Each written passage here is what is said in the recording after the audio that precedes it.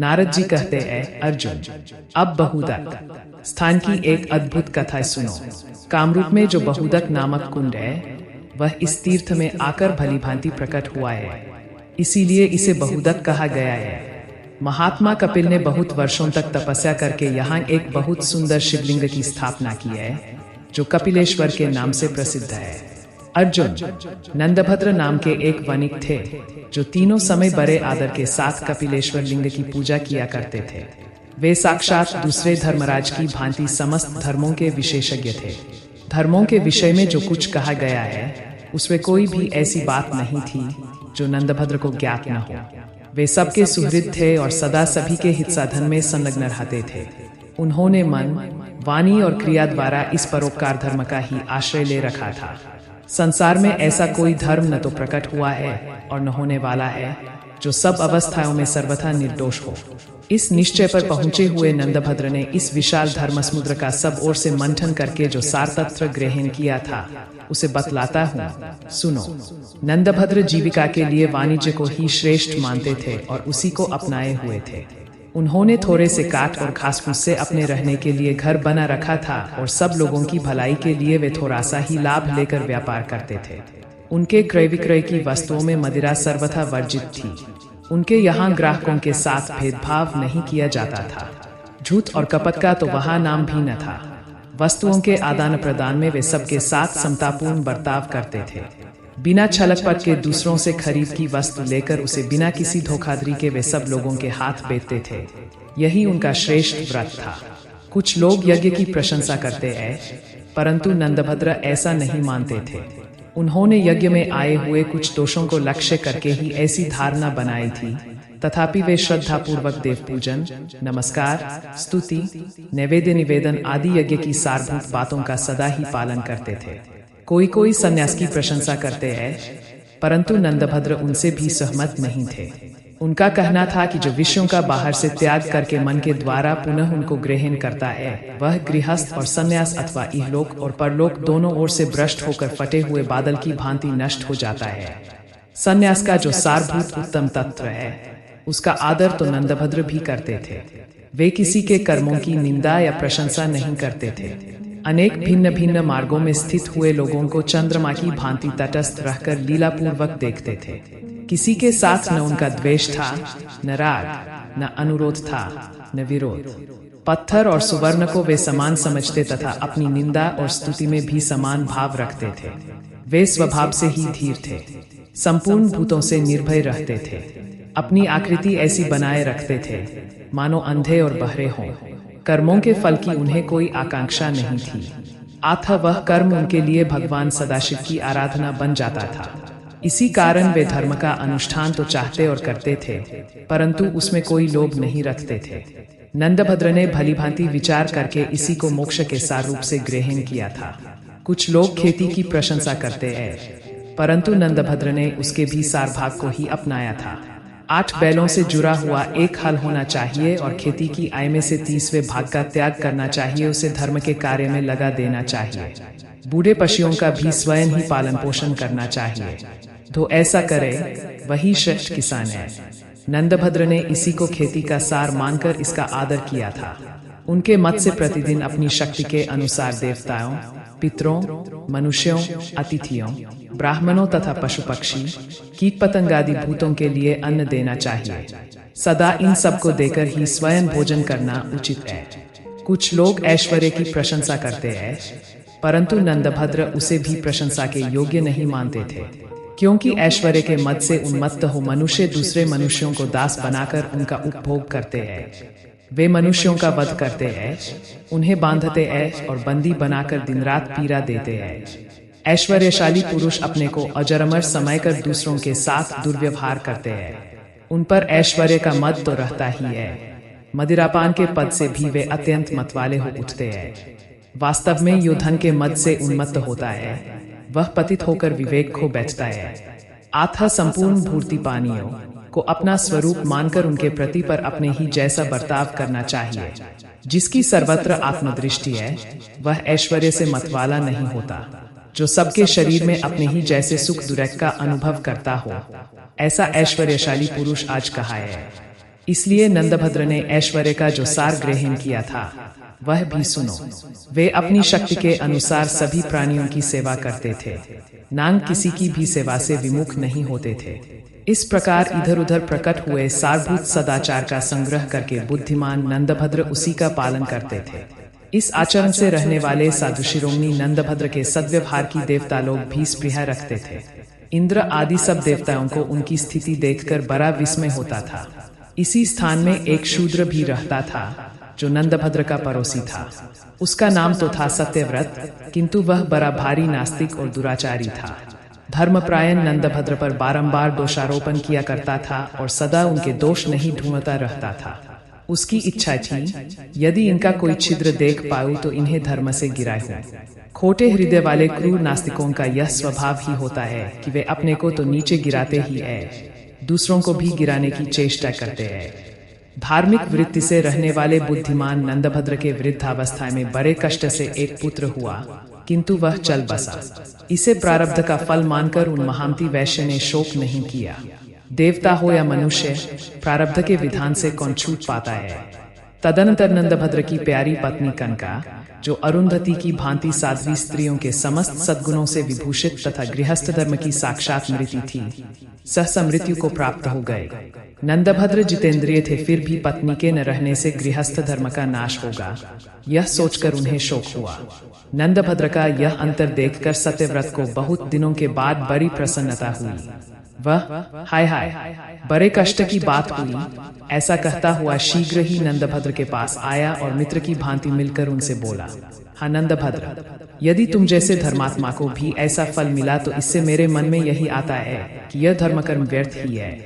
भाई नंदभद्र, मैं सदा तुमसे कुछ कहना चाहता था, किंतु तुम्हारी ओर से कोई प्रस्ताव न होने के कारण मैंने कभी कुछ नहीं कहा, क्योंकि बिना किसी प्रस्ताव के बृहस्पति जी भी कोई बात कहें तो उनकी बुद्धि की अवहेलना होती है और उन्हें नीच पुरुष की भांति अपमान प्राप्त होता है। मैं वाणी के 18 और बुद्धि के 9 दोषों से रहित सर्वथा निर्दोष वाक्य बोलूंगा। सूक्ष्मता, संख्या, क्रम, निर्णय और प्रयोजनीय 5 अर्थ जिसमें उपलब्ध होते हैं उसे वाक्य कहते हैं। धर्म, अर्थ, काम और मोक्ष के उद्देश्य से जो कुछ कहा जाता है वह प्रयोजन नामक वाक्य कहा गया है। यह वाक्य का प्रथम लक्षण है। धर्म, अर्थ, काम और मोक्ष के विषय में प्रतिज्ञा करके वाक्य के उपसंहार में यही वह है ऐसा कहकर जो विशेष रूप से सिद्धांत बताया जाता है वह निर्णय नामक वाक्य है। यह पहले और यह पीछे कहना चाहिए। इस प्रकार क्रम विभाग पूर्वक जो प्रस्तुत विषय का प्रतिपादन किया जाता है उसे वाक्य तत्व के ज्ञाता विद्वान क्रमयोग कहते हैं। जहाँ दोषों और गुणों का यथावत विभाग करके दोनों के लिए प्रमाण उपस्थित किया जाए उसे संख्या वाक्य समझना चाहिए, और जहाँ वाक्य के विभिन्न अर्थों में अभेद देखा जाता है उस अतिशय अभेद की प्रतीति में जो हेतु है उसे ही सूक्ष्मता कहते हैं। यह वाक्य के गुणों की गणना हुई। अब वाणी के 18 दोषों का वर्णन सुनो। अपेतार्थ, अभिन्नार्थ, अप्रवृत्त, अधिक, अश्लक्षण, संदिग्ध, पदांत अक्षर का गुरु होना, परान्मुख मुख, अनृत एवं असंस्कृत, त्रिवर्ग विरुद्ध, न्यून, कष्ट शब्द, अतिशब्द, व्युत्क्रमाभिहृत, सशेष, अहेतुक तथा निष्कारण ये वाणी के दोष है। अब बुद्धि के दोषों को सुनो। काम, क्रोध, भय, लोभ, दैन्य, अनार्जव, कुटिलता, इन 6 दोषों से युक्त होकर तथा दया, सम्मान और धर्म इन 3 गुणों से हीन होकर मैं कोई बात न कहूंगा। उक्त 6 दोषों के साथ दयाहीनता, सम्मानहीनता और धर्महीनता ये 3 दोष और मिल जाने से 9 दोष होते हैं। जब वक्ता, श्रोता और वाक्य तीनों अविकल रहकर बोलने की इच्छा में समान अवस्था को प्राप्त हों तभी वक्ता का अभिप्राय यथावत रूप से प्रकट होता है। बातचीत करते समय जब वक्ता श्रोता की अवहेलना करता है अथवा श्रोता ही वक्ता की उपेक्षा करने लगता है तब बोला हुआ वाक्य बुद्धि पथ पर नहीं चढ़ता। इसके सिवा जो सत्य का परित्याग करके अपने को अथवा श्रोता को प्रिय लगने वाला वचन बोलता है उसके उस वाक्य में संदेह उत्पन्न होने लगता है, अतः वह वाक्य भी सदोष ही है। इसलिए जो अपने को या श्रोता को प्रिय लगने वाली बात छोड़कर केवल सत्य ही बोलता है वही इस पृथ्वी पर यथार्थ वक्ता है, दूसरा नहीं। शास्त्रों के जाल से पृथक हो मिथ्यावादों को छोड़कर केवल सत्य कहना ही मेरा व्रत है। इसलिए मैं सत्यव्रत कहलाता हूँ। मैं तुमसे सच्ची बात कहूंगा और तुम्हें भी उसे सत्य मानकर ही स्वीकार करना चाहिए। हरनानुस, जब से तुम पत्थर पूजने में लग गए तब से तुम्हें कोई अच्छा फल मिला हो ऐसा मैं नहीं देखता। तुम्हारे एक ही तो पुत्र था, वह भी नष्ट हो गया। पतिव्रता पत्नी थी, सो भी संसार से चल बसी। साधु, झूठे तथा कपटपूर्ण कर्मों का ही ऐसा फल हुआ करता है। भाव्या, देवता कहा है, सब मिथ्या है। यदि होते तो दिखाई न देते। यह सब कुछ कपटी ब्राह्मणों की अयूठी कल्पना है। लोग पितरों के उद्देश्य से दान देते हैं। यह देखकर मुझे तो हंसी आती है। मेरी दृष्टि में यह अन्न की बर्बादी है। भला मरा हुआ मनुष्य क्या खाएगा? मूर्ख एवं नीच ब्राह्मण जो समस्त संसार की सृष्टि का अनेक प्रकार से वर्णन किया करते हैं, उसमें भी जो यथार्थ बात है उसे सुनो। संसार की सृष्टि और संहार ये दोनों बातें अयूठी है। वास्तव में यह जगत सत्य है और इसी रूप में सदा बना रहता है। यह विश्व स्वभाव से ही सदा वर्तमान रहता है। ये सूर्य आदि ग्रह स्वभाव से ही आकाश में विचरण करते हैं। स्वभाव से ही निरंतर वायु चलती है। स्वभाव से ही मेघ पानी बरसाता है और स्वभाव से ही बोया हुआ धान्य जमता है। स्वभाव से ही पृथ्वी स्थिर है। स्वभाव से ही नदियां बहती है। स्वभाव से ही पर्वत अविचल भाव से सुशोभित है और स्वभाव से ही समुद्र अपनी मर्यादा में स्थित है। स्वभाव से ही गर्भवती स्त्री पुत्र पैदा करती है। स्वभाव से ही ये बहुतेरे जीव उत्पन्न होते हैं।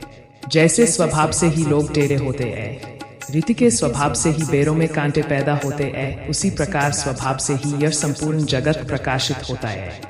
इसका कोई प्रत्यक्ष दिखाई देने वाला कर्ता नहीं है। इस प्रकार स्वभाव से ही संपूर्ण लोक स्थित है। ऐसी अवस्था में भी मूर्ख मनुष्य इस विषय को लेकर मतवाले की भांति व्यर्थ मोह में पड़ा रहता है। धूर्त लोग इस मनुष्य योनि को भी जो सबसे श्रेष्ठ बतलाते हैं, इसकी भी पोल खोलता हूँ। सुनो, मनुष्य योनि से बढ़कर दूसरी किसी योनि में कष्ट नहीं है। मनुष्यों को जो कष्ट है वह हमारे शत्रुओं को भी न हो। मनुष्यों के समक्ष क्षण क्षण में शोक के सहस्त्रों स्थान आते हैं। यह मानव योनि क्या है? बंदी गृह है।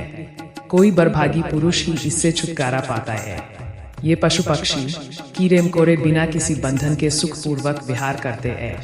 इनकी योनि अत्यंत दुर्लभ है। ये स्थावर वृक्ष पर्वत आदि कितने निश्चिंत है। पृथ्वी पर इन्हीं का सुख महान है। अधिक क्या कहें, मनुष्यों की अपेक्षा अन्य योनियों में उत्पन्न होने वाले सभी जीव धन्य है।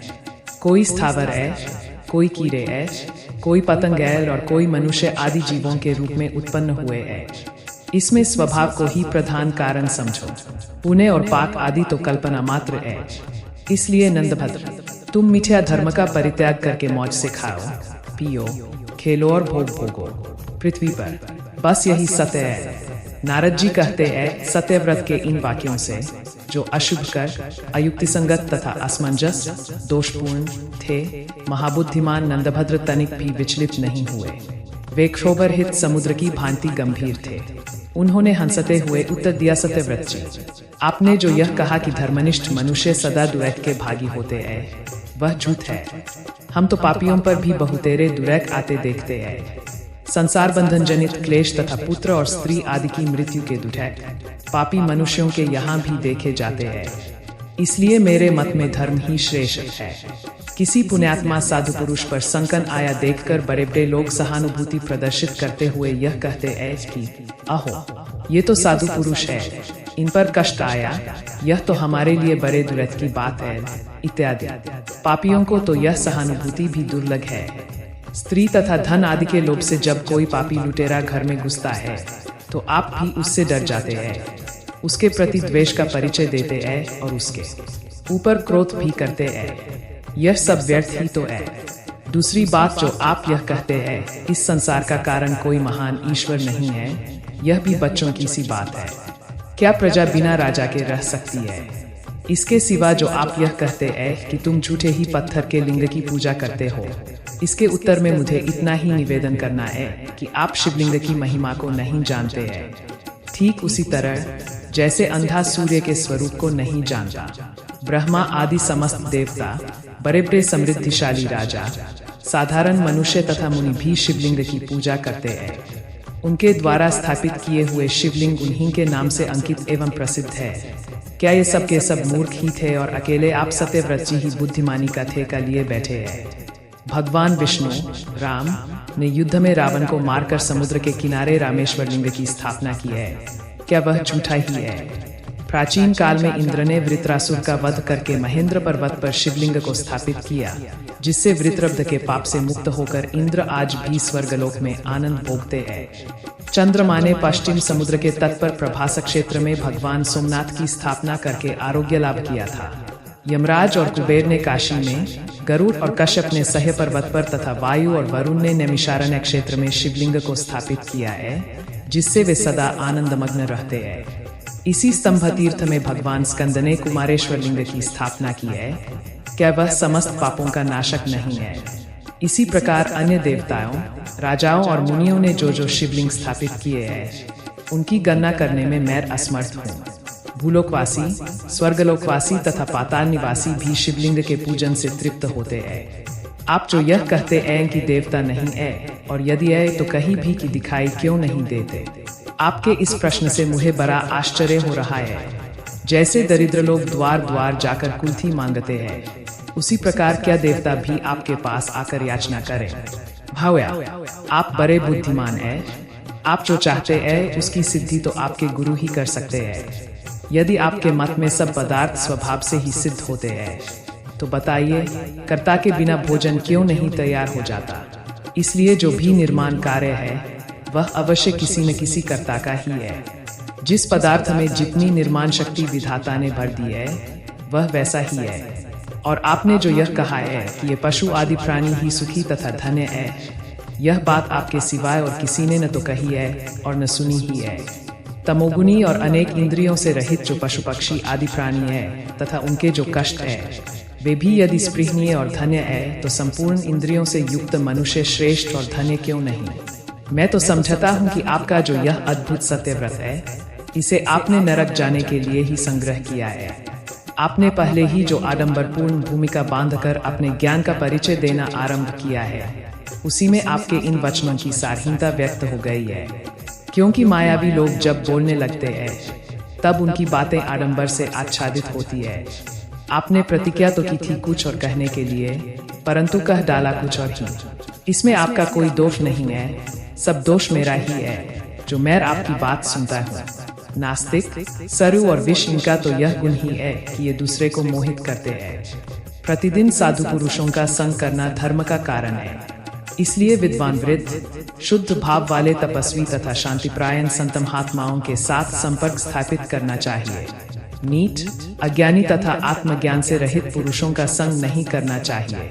जिनके कुल, विद्या और कर्म तीनों शुद्ध हों और जिन्हें शास्त्र का ज्ञान हो, ऐसे पुरुषों का विशेष रूप से सेवन करना चाहिए।